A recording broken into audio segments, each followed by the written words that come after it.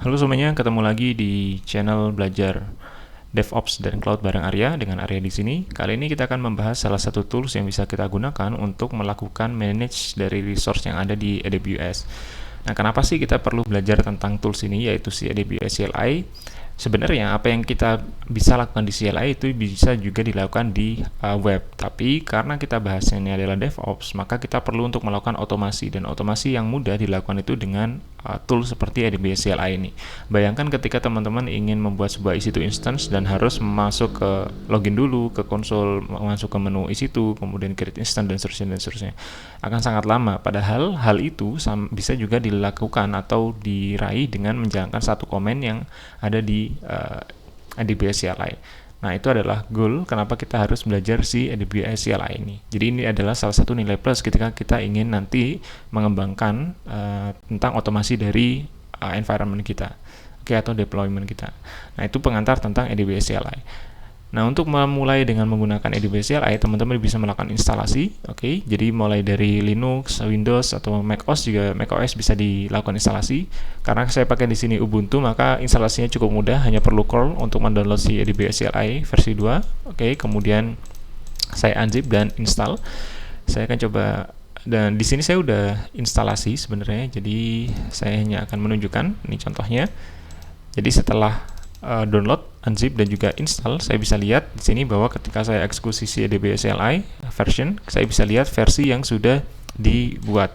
Nah, langkah selanjutnya adalah setelah melakukan instalasi AWS CLI, kita harus melakukan konfigurasi, konfigurasi terhadap user apa sih yang mau kita gunakan di AWS CLI ini.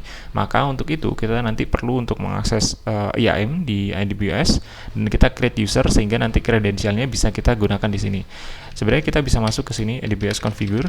Nah, di sini nanti kita akan diminta access key ID dan juga secret ID dan secret. Nah, dua komponen ini kita bisa dapat ketika kita sudah create user di AWS IAM. Kita akan coba untuk masuk ke sana untuk membuat user baru. Kita masuk ke IAM. Kita cancel dulu yang ini. Nah, kita masuk ke menu user dan add user. Karena saya ingin punya user yang bisa saya gunakan seperti saya menggunakan web di AWS CLI, maka saya akan memberikan akses sebagai administrator.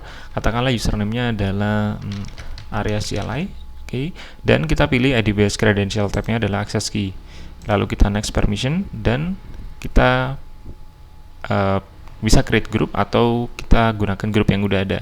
Di sini saya udah punya grup namanya CLI admin dengan policy-nya adalah administrator access. Jadi saya tinggal pilih ini dan next tag. Nah, tag-nya di sini optional, nggak perlu juga nggak apa-apa.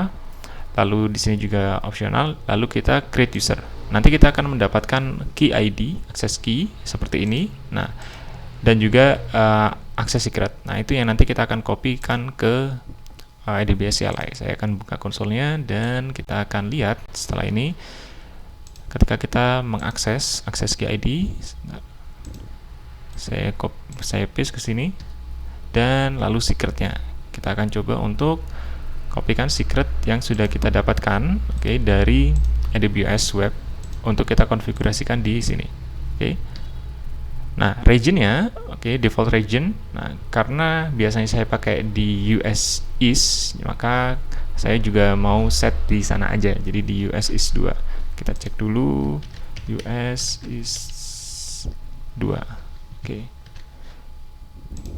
US East 2. Harusnya ini di Ohio. Kita close. Saya mau cek ke Ohio itu di US East 2. Dan sekarang enter lagi. Output format non aja. Nah, sekarang AWS kita itu, AWS CLI ini sudah terkonfigurasi dengan kredensial yang ada. Artinya sudah bisa melakukan perintah-perintah yang berkaitan dengan service yang ada di AWS. Jadi nggak hanya cuma tentang AWS version aja, tapi kita juga bisa melakukan perintah-perintah. Katakanlah kita ingin mengecek untuk S3 kita gitu. Kita cek aja. Katakanlah S3 kita mau cek beberapa hal. Kita help dulu untuk tahu. Katakanlah kita mau make bucket. Katakanlah saya mau membuat bucket dengan atau ls lah. Kita coba ls. Apakah ada perintah ls di S3? Nah, di sini ada beberapa bucket yang sudah saya punya ya. Ada code pipeline, data bencana, dan seterusnya. Oke. Nah, katakanlah saya ingin membuat sebuah bucket baru, maka dengan ADBS CLI kita hanya perlu menjalankan perintah ADBS S3 MB itu make bucket. Oke, lalu katakanlah ADBS CLI bucket seperti ini, dan kita enter. Oh, sebentar, salah S3.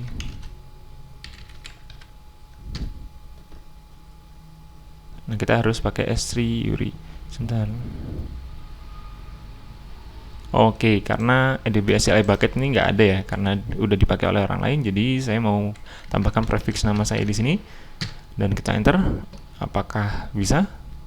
Oke, make bucket ADBS area ADBS CLI bucket sudah terbuat, dan kita coba untuk ls lagi. Kita enter, dan bucketnya sudah ada. Tapi apakah sudah ada isinya? Ya, kita coba cek aja gitu dengan perintah ya, harusnya seperti ini ya. S3 copy paste, kita enter. Nggak ada isinya ya, karena memang itu adalah bucket yang masih baru gitu. Nah, sekarang kita coba untuk melakukan copy file dari lokal ke S3 bucket. Katakanlah saya mau buat file baru, init file seperti itu ya, dan saya mau kopikan ke S3 yang saya sudah punya. Jadi kita hanya perlu menjalankan perintah ADBS S3, kemudian cp copy init file.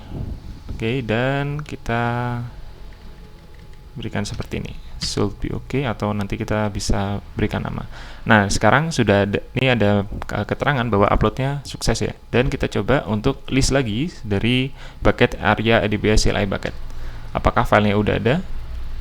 Nah, filenya udah ada nih. Gimana caranya kalau misalkan kita ingin mengupload file baru? Nah, katakanlah kita tadi ingin mengupload si init file tapi dengan nama yang lain ya. Kita coba init file 2.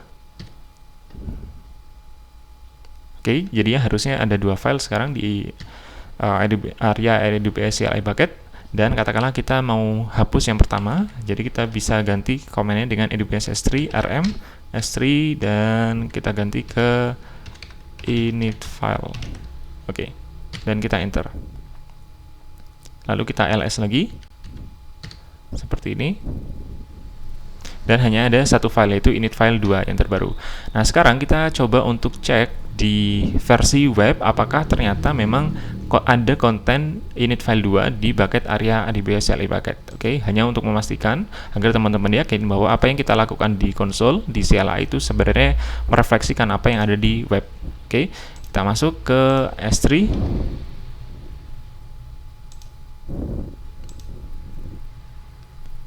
Kemudian kita masuk ke sini. Ada area ADBS CLI bucket, creation-nya juga 25 Januari sekarang, dan kita bisa lihat bahwa ada init file 2. Nah, itu adalah contoh pertama tentang ADBS CLI untuk melakukan manage dari sebuah S3. Oke, di video selanjutnya kita akan membahas penggunaan ADBS CLI untuk hal-hal lain seperti melakukan launch EC2 instance atau bahkan melaunch EC2 spot dan juga RDS. Sampai sini dulu untuk video kali ini. Kalau teman-teman merasa video ini bermanfaat, jangan lupa untuk share, like, dan juga subscribe ke channel ini. Sampai jumpa di video selanjutnya.